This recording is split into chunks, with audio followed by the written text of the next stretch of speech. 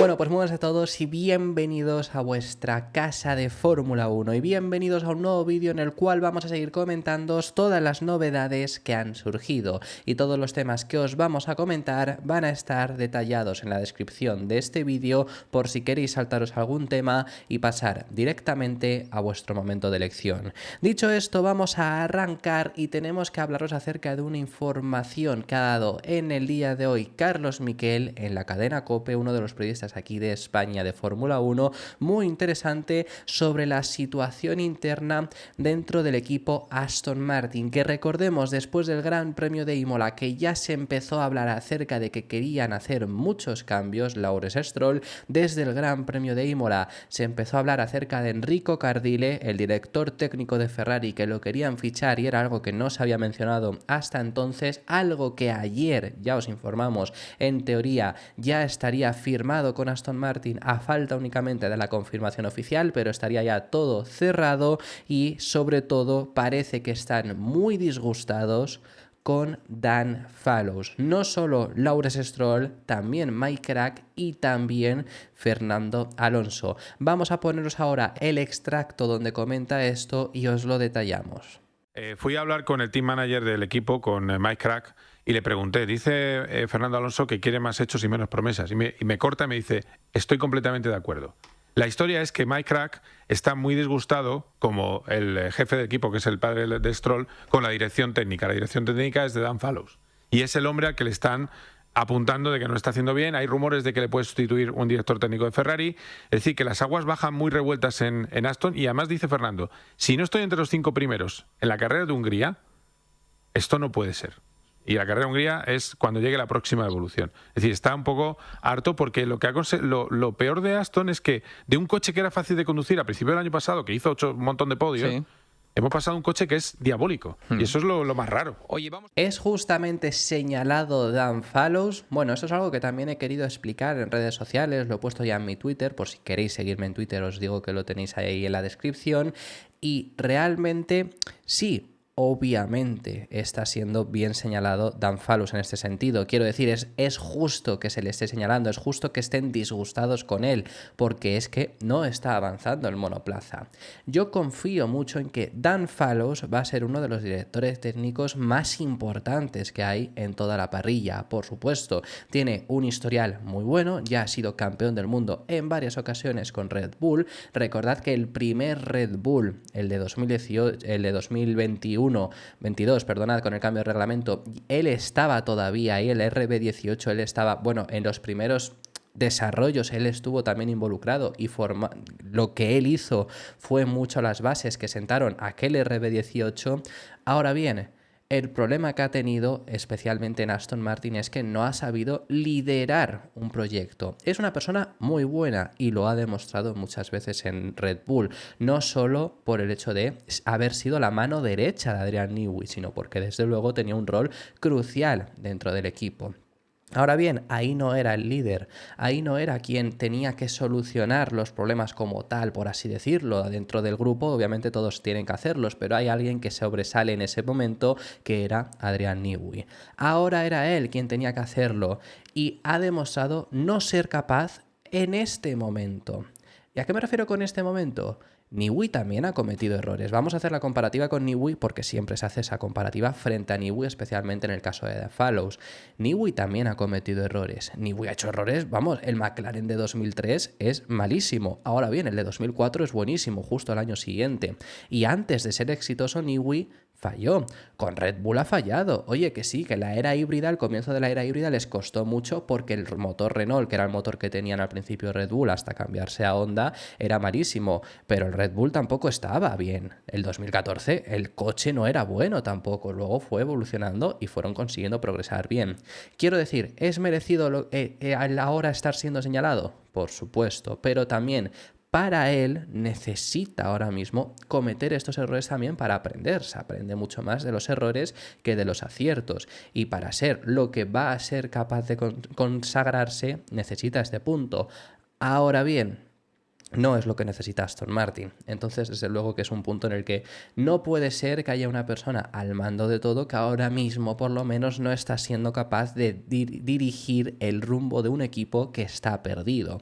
Lo hizo muy bien de 2022 a 2023, con los cambios necesarios para que un coche de zona media-baja pasase a ser un equipo de zona alta, pero ya no está ahora mismo a partir de ese momento desarrollándolo. Entonces, claramente es merecido que esté siendo señalado. Me parece muy interesante lo que comenta después de esto, que dice que hay rumores que indican que Dan Fallows va a ser sustituido por el director técnico de la escudería Ferrari. Esto es lo que ha comentado Carlos Miquel.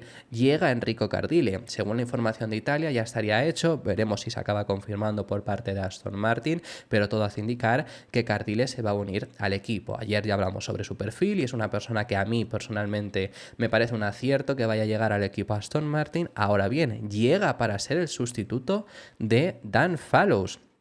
Pues no se había informado acerca de exactamente qué rol iba a ocupar. Viendo esto que comenta también, y más o menos lo que intuyo yo es, porque ha habido también mucha gente que se ha preguntado esto en redes sociales, Dan Fallows no lo van a echar. Es más, seguramente Dan Fallows va a tener exactamente ahora mismo el mismo puesto, lo va a tener con la llegada de Enrico Cardile. El cambio va a ser que Enrico Cardile va a estar por encima suya. Es decir, en Red Bull, por ejemplo, estaba Newey y luego estaba el director técnico que era Pierre Gasly. Gasly adquirirá un puesto superior ahora con la salida de Newey, pero en este caso está solo Dan Fallows y luego ya el grupo técnico. Estará Enrico Cardile por encima.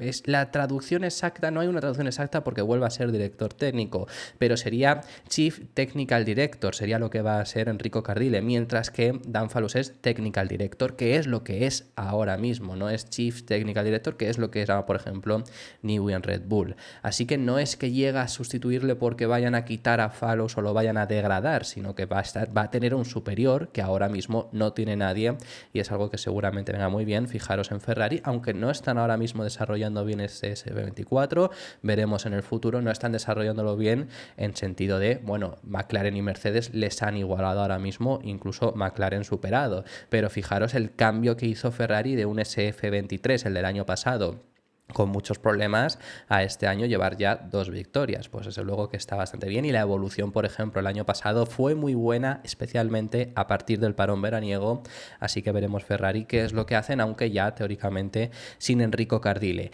Lo que está claro, ya se vio en Imola, se ve más con esto, se ve con la llegada de Enrico Cardile, se ven con las informaciones que están saliendo de estar muy disgustados. Lo llega a comentar también Carlos Miquel, que el avispero se está agitando. Cuando el río se mueve, pues por supuesto no sabemos qué es lo que va a ser, pero está habiendo una especie de reestructuración técnica. Simplemente con la llegada de Enrico Cardile no es. Sigue habiendo contrataciones por parte de Aston Martin, que cada contratación pues aporta. Ya lo ha comentado en ese sentido Alonso, que pasan de cuando él llegó tener unas 400 personas aproximadamente a que hoy en día Aston Martin tenga 900 personas en plantilla, pero las 900 personas en plantilla no aportan desde el día cero en el que llegan, aportan desde unos días después, cuando ya de verdad su trabajo se empieza a ver y cuando además se adecúen a la fábrica de Silverstone. Está habiendo esa reestructuración técnica, así que veremos si es efectiva y Aston Martin consigue pasar de aquí a ser un equipo algo más competitivo y dejar de ser el equipo que menos está progresando de toda la parrilla,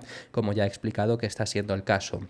Muy interesante también que en el caso de Alonso habría puesto un ultimátum, según ha comentado también Carlos Miquel. Ya con esto es lo último que vamos a hablar sobre todo este tema.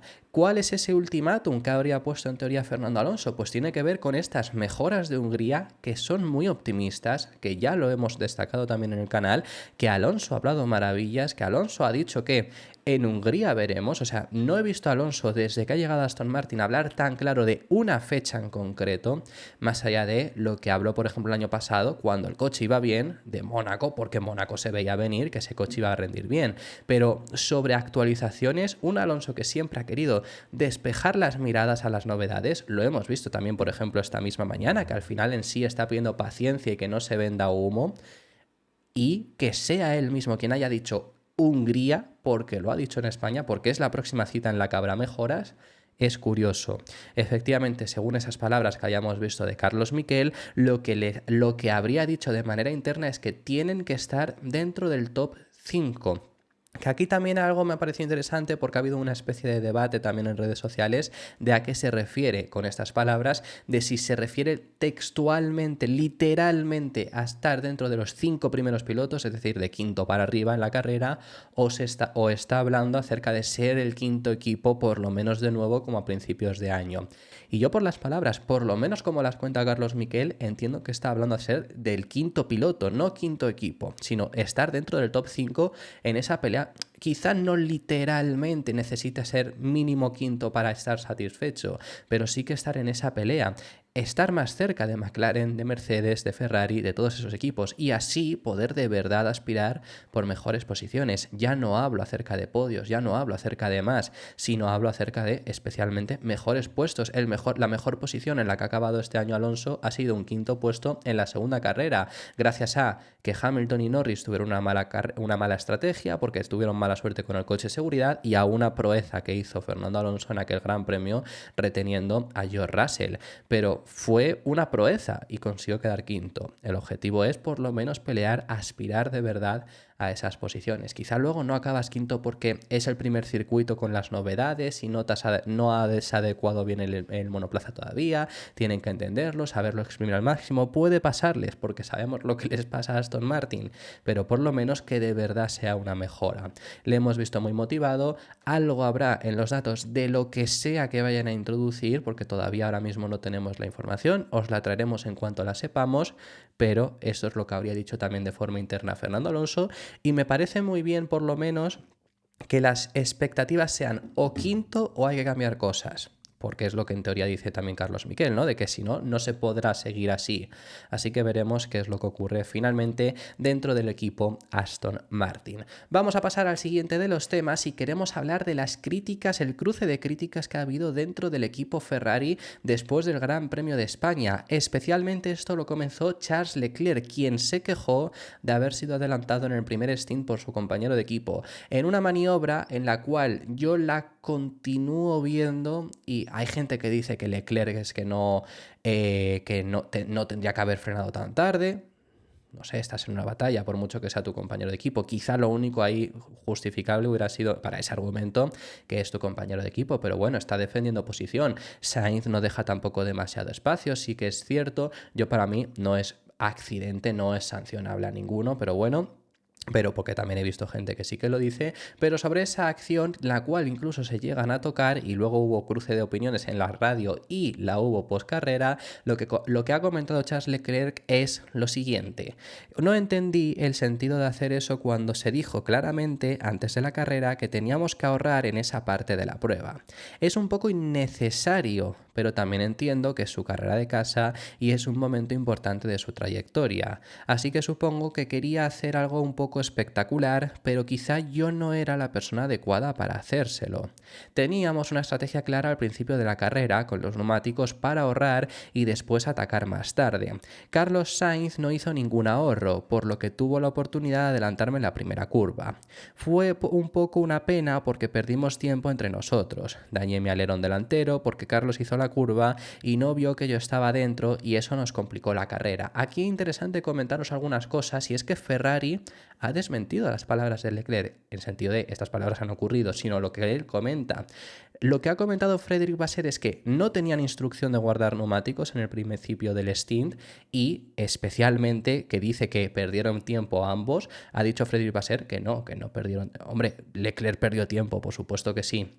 Pero que lo que se refería es que no hubiera acabado, aunque acabó cerca de Russell, no hubiera acabado en una mejor posición seguramente por mucho de no haber sido adelantado por Carlos Sainz en ese punto. Es más, aquí añadiría yo, gracias a ser adelantado Carlos Sainz, Sainz es quien tiene la estrategia A, por así decirlo, que luego resulta ser la mala, es decir, poner el neumático duro al final, y por eso Leclerc no pone ese neumático duro al final. Gracias a eso es por lo que Leclerc queda por delante. Ante esto, Carlos Sainz también respondió en unas palabras que dijo en Sky Sports, otra crítica más, porque al final lo que llega a decir, y sobre esto tenemos vídeo, es que Leclerc se queja mucho post carrera. What, sorry? The move on him at the start of the race could have cost the team points today. What would you say to that?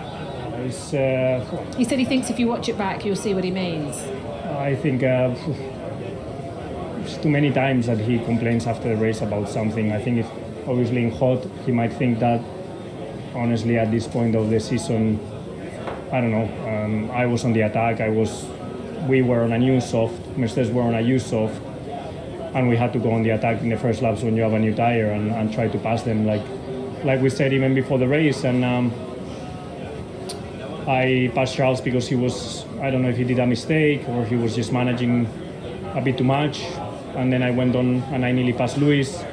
I undercut Lewis, we nearly passed Russell at the pit stop, so I think I was trying out there what I have to try as a driver. Y también creo que en ese sentido tiene razón lo que comenta Carlos Sainz. Iban con neumáticos mejores en ese momento, con un coche peor al Mercedes en este momento exactamente del tiempo, en el que el Mercedes parece que está por delante. Teniendo mejores neumáticos y Carlos, que consiguió adelantar al final a Hamilton, era lo que había que intentar. También por parte de Leclerc, sobre todo si no tenían la instrucción, como ha comentado Ferrari, de guardar los neumáticos, que esto lo ha comentado, como he dicho, Frédéric Vasseur, pues lo que tenían que hacer era atacar. Y desde luego estoy muy de acuerdo en que Leclerc se queja post carrera en muchas ocasiones de Carlos Sainz, que esto luego veremos si lo hace con Hamilton. No creo que lo haga con Hamilton, pero ahora que está en una situación de poder, por así decirlo, también dentro de Ferrari, lo ha hecho en una infinidad de ocasiones. Yo recuerdo con Japón del año pasado, Australia, perdona, del año pasado, hubo muchas críticas al propio Leclerc por salir a quejarse de Carlos Sainz. Así que,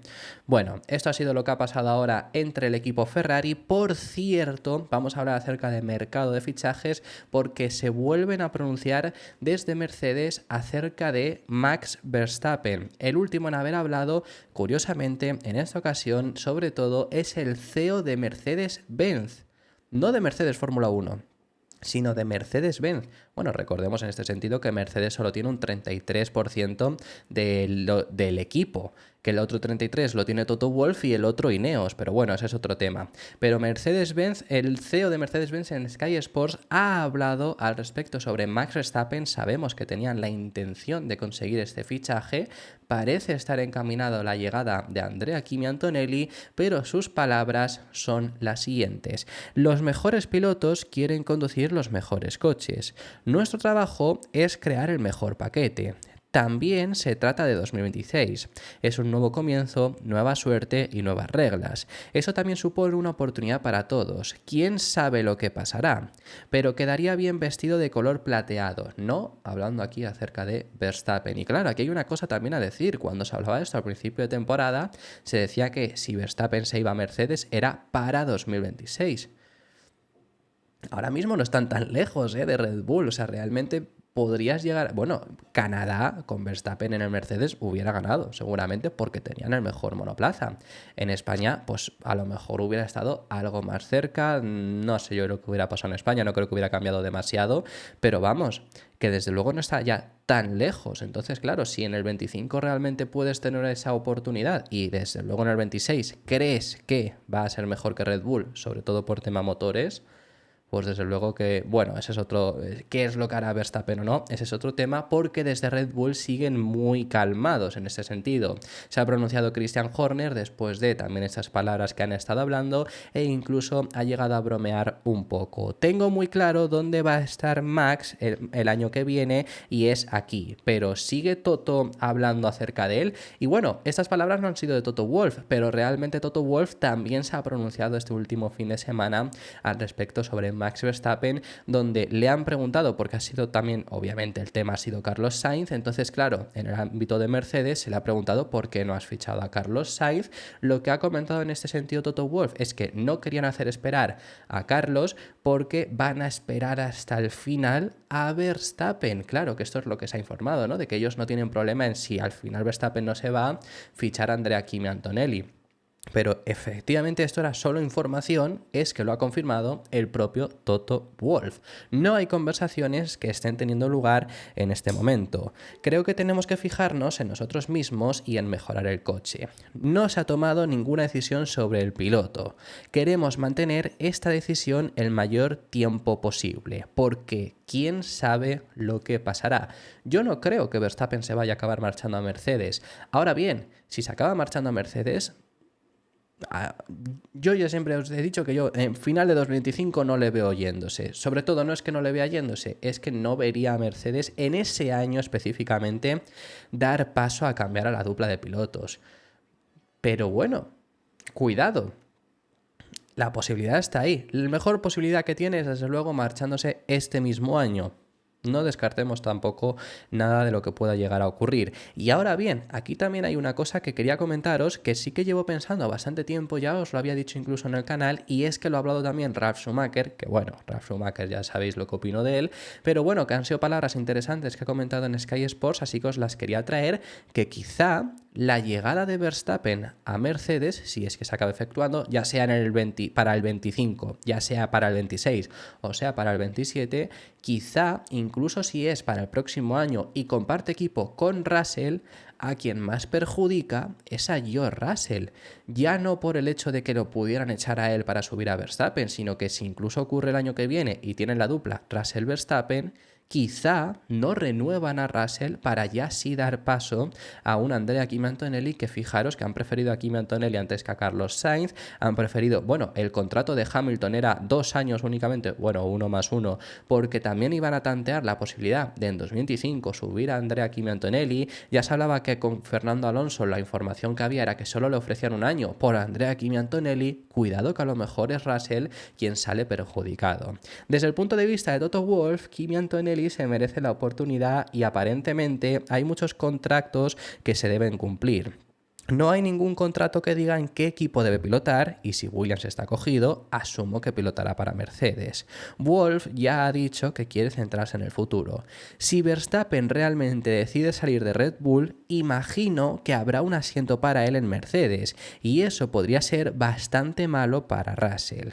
Es o era un supertalento, pero también comete errores. Si hay un 3 veces campeón del mundo en el mercado, imagino que el asiento de Russell puede estar en peligro. Más allá de ahí, os tenemos que hablar acerca del equipo Haas, porque la información que surge desde el medio Racing News 365 es que van a confirmar el fichaje de Oliver Behrmann la próxima semana. Se daba por hecho desde hace muchísimo tiempo que Behrmann va a ser el piloto de Haas la próxima temporada. Por ahora Haas no tiene confirmado ninguno de sus 2 pilotos que tendrán el próximo año, aunque, como digo, Behrmann se daba por hecho y efectivamente sería anunciado la próxima semana, justo antes del Gran Premio de casa de Behrmann, el Gran Premio de Gran Bretaña, que sabemos que es un piloto británico, así que ahí sería el primer anuncio de Haas este año de su dupla de pilotos. El segundo se supone que va a ser Esteban Ocon, lo digo de esta forma porque, bueno, tampoco lo sabemos al 100%, pero la información indicaba que iba a ser Esteban Ocon quien acompañe al debutante, a Oliver Behrmann, el próximo año en el equipo estadounidense,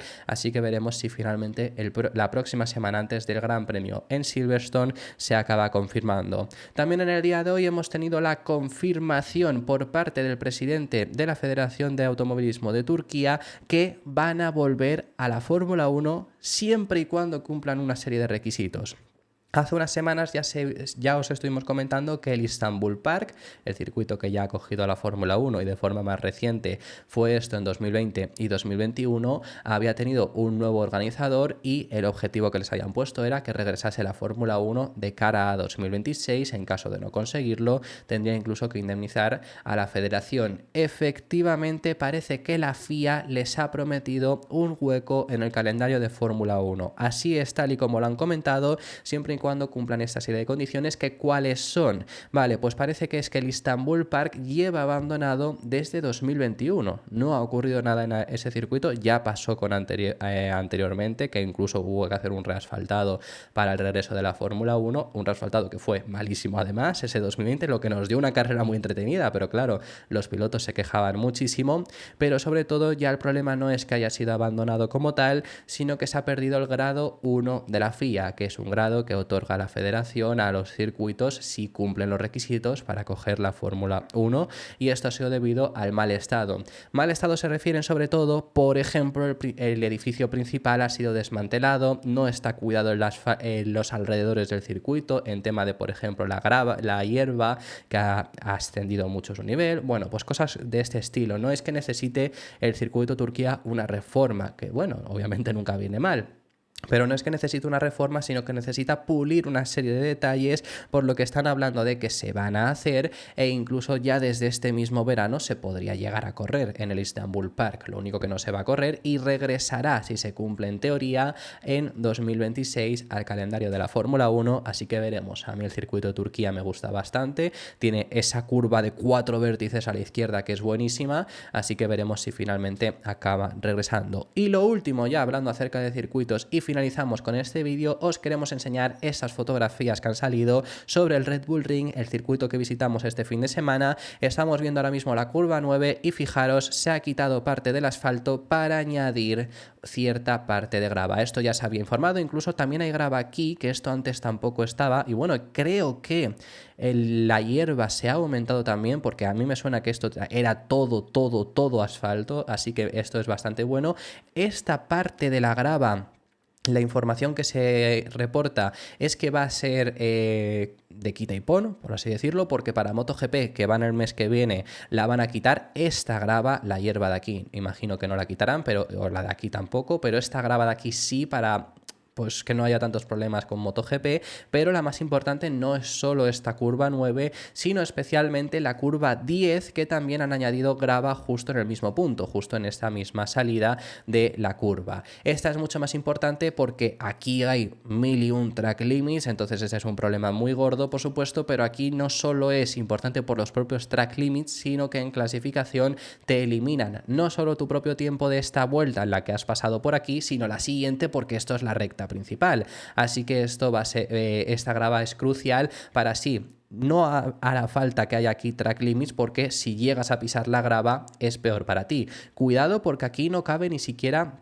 todo el coche, no es de estas veces en las que cabe el coche al milímetro y si te tocas a la grava ya es que estás fuera, entonces no hace falta ir track limits. Aquí no llega ni siquiera a caber todo el coche, entonces va a cambiar mucho la trazada con respecto a años atrás. Pero bueno, es que el Red Bull Ring, por lo menos para Fórmula 1, necesitaba ya esto, porque es que el año pasado hubo 12 sanciones post carrera por track limits, lo que supone que se han salido un piloto por lo mínimo 4 veces para que haya una sanción. Fijaros si llega a haber 12, y hubo algún piloto que incluso es que repitió, más las sanciones que se pusieron durante la carrera por propios track limits, porque hubo un par que ya se informó durante la carrera, y encima, aparte de las de clasificación, y encima es que se informó que se tuvo que revisar, porque además los 12 track limits llegaron muy tarde. Se informó que es que se tuvo que revisar más de 1200 vueltas potencialmente que habían salido de track limits en cualquier punto de la pista, no solo aquí, pero siendo estos 2 puntos los puntos más clave para delimitar si había límites de pista o no en esas vueltas y poner las infracciones. Así que es un cambio positivo que ha habido, y esperemos que en ese sentido, sobre todo en las curvas que hemos visto, especialmente en clasificación, no haya tantos problemas ahora ya con los track limits ni tantas vueltas eliminadas como el año pasado. Por ejemplo, Checo Pérez en justo la curva 10 que os hemos enseñado la última, se fue largo y eso le provocó caer finalmente en Q2. Así que esto ha sido todo por este vídeo. Muchísimas gracias por haber llegado hasta el final del mismo. Dejadme en los comentarios vuestras impresiones sobre todos los temas que hemos estado tratando, que hemos hablado de muchísimos, y me encantará saber vuestra opinión sobre ellos en los comentarios. Si os ha gustado el vídeo, dejad vuestro me gusta, suscribiros, os recuerdo que tenemos activa la opción de miembros, y nos vemos en el próximo vídeo, que seguiremos hablando de Fórmula 1.